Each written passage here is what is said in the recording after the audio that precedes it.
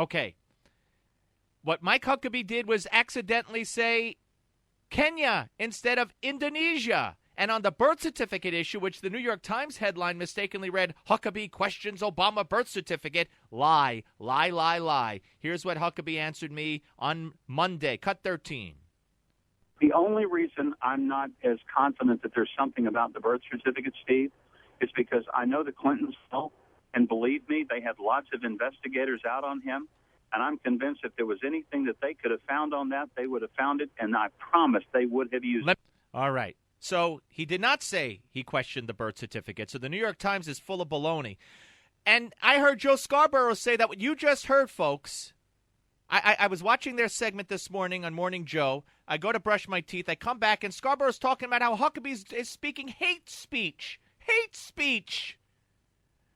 Calm down, Steve. Joining us now to respond to all this, the media frenzy, Scarborough, the rest of them, is our friend Governor Mike Huckabee. Governor, welcome back. Steve, I appreciate your helping to clarify. I mean, you're one of the few people in America that actually know what was said because you heard it on your show. But some of these guys don't seem to be able to read, because if they would read my book, they would know exactly what I said and what I intended. I clearly said that I misspoke when I used the word Kenya instead of Indonesia. But I've never seen the media so completely desire to write their story before they even found out what was actually said. Well, Governor, you know, the thing here is, and let's take the New York Times first. They were one of the first to call over here and wanted the interview sent to them. As far as I know, we sent them the interview. I gave a statement to a girl who said, okay, let me start writing down. And I said, this is a bunch of nonsense. And then we sent them the interview. They did their story, and I'm holding the headline, the story in my hand, Huckabee questions Obama birth certificate. Now, that's insane because you said completely the opposite. And it's not just me who heard it. They heard it because I sent it to them. Well, it's really inexplicable because I have been very clear. I've said it on Good Morning America. I've said it on C-SPAN. I've said it in front of a room full of 100 reporters in Washington last week when I spoke at the National Press Club. There were plenty of recorders, both cameras as well as audio there to capture it. I've said it in spite of the fact that it isn't necessarily something that a lot of conservatives want to hear. But I've said it because that's what I believe. I've written it that way in my book. I've answered the question every time I've been asked, but they are determined to say that I said something that I did not say. I'm just simply beyond myself to explain how to get them to get it. Well, let me ask you this now. Now that's the birth certificate issue. On the Kenya issue, even before I spoke to you, I knew. Anybody with half a brain, you said Kenya, you said it twice. After the interview aired on Monday, I, in the next segment, said, by the way, I'm sure he meant Indonesia. To me, it was no big deal. But you had Kenya on the brain because, as you say, as we played before, and as people could hear for themselves if they listened to the interview, you talked about immediately his Kenyan father, Kenyan grandfather, the way they view the world, and how that influenced Obama. So you said Kenya, thinking a step ahead instead of Indonesia. What does that mean? How is that hate speech? How is that inflammatory? I just don't get it. Well, again, Steve, it's hard for me to understand. I mean, Obama can talk about visiting all 57 states, and that's just, he's tired. I'm doing 30, 40 interviews a day on the book tour, going from 5 in the morning till midnight every night. And clearly what I wrote was about his childhood in Indonesia, but his Kenyan father and grandfather, his grandfather, who he says was tortured by the Brits during the Mau Mau Revolution, all of that is spelled out. I immediately corrected it and said, let me clarify.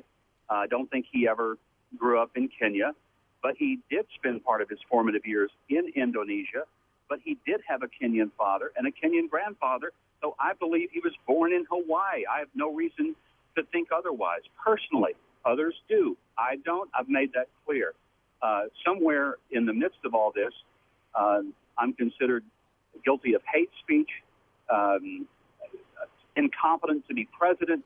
It's really one of those things where it must be that there are people in the media who are afraid that I might end up getting some traction, running for president, and beating Barack Obama. I can't figure out any other reason that they would be so exercised over a verbal gaffe that I have immediately not only acknowledged but corrected, and am in print being very clear as to exactly what I meant. We're talking to Governor Mike Huckabee. His book, by the way, A Simple Government, is what started all this. We had the governor on Monday, and we talked with him, and he mistakenly said Kenya instead of Indonesia, and that turns into him questioning Obama's birth certificate when he specifically said the Clintons had done their research on him in '08, and if there was anything to find out about a birth certificate, they would have found out about it. So, you specifically went the other way. But let me ask you, the news media. I mean, you're a member of the news media. You're not running for president. You're I won't say private citizen, but you're not a politician anymore right now. You're not a candidate right now.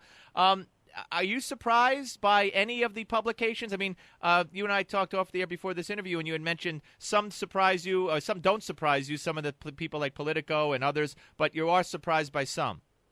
Well, I'm surprised by Joe Scarborough. I've known Joe. He's a friend. And frankly, he's the kind of guy I think would have picked up the phone or sent me an email and said, "Did you mean this?" But it's a fun story for them to blow up. But I think it really shows the sad state of American journalism when people fail to do a little source checking. I've had people call my office, and even when my staff said it's in his book, read it, and gave them the page numbers, they still called back and said, "Well, does he believe that he was born in Indonesia?" Nobody's ever said that. You know what I think, Steve? You've gotten me in a lot of trouble. I'm going to blame you. It's your fault.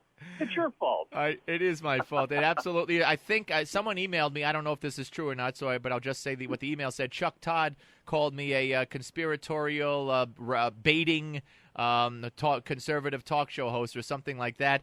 But they claimed, and just to spell this, of course, as you have, but just specifically, I think it was Schultz and some others on MSNBC. I mean, they've been brutal. They claimed that there was a poll done, and your base, the base you need.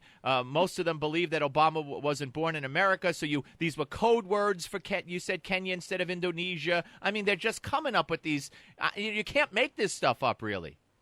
No, they really can't. But, Steve, you should be complimented that all of these people are listening to your show, and they're very worried about your audience and the fact of the influence that your show seems to have, because I've been on lots of radio and television shows, and I'm just amazed at how focused they have been on the things that I said with you.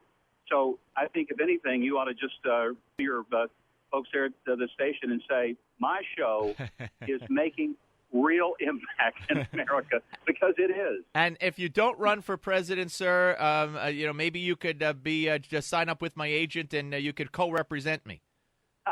That would be good. Hey, listen, thank you for coming on, and do you know now how Sarah Palin feels a little bit, and do you know how I guess Governor Allen felt a little bit, how the media destroyed them? Do you get it? Do you see that now?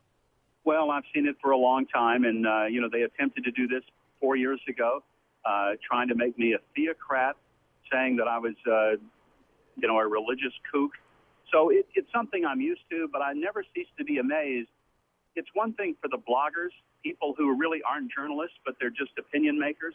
But when you have what used to be legitimate organizations like the Associated Press and the New York Times who can't get it right, who can't even read a simple book that was written so simply that they could understand it, then I do worry about the future of journalism in this country. And the book, of course, is Simple Government. And again, they could have just listened also to the tape of the tape in question. It was right there for them. No, we didn't edit anything out. Hey, Governor, thank you. We'll speak to you again, sir, and try to stay out of trouble. I got to stay away from you, because I think it must be that it's like, matches and gas. There you go. The two of us get together and it blows up. All right, Governor Mike Huckabee, thank you, sir. Right here, ladies and gentlemen, first time he's responding in voice, did it in a statement, on the Steve Malzberg Show.